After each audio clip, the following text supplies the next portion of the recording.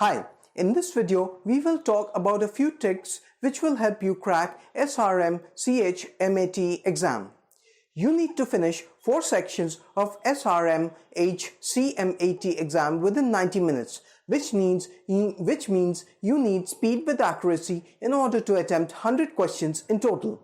The more you practice, the better chances you have of acing this exam.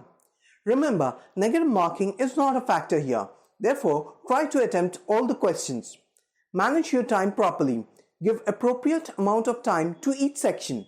Try to improve your time by practicing as many online tests as possible. Youth for Work provides online mock tests with time limit attached to each question. This way, one can learn to finish the entire exam within the time limit.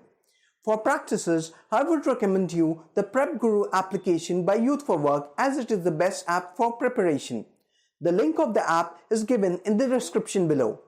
So if you value the content of a video and find it relevant, please like, share, comment and subscribe to our channel.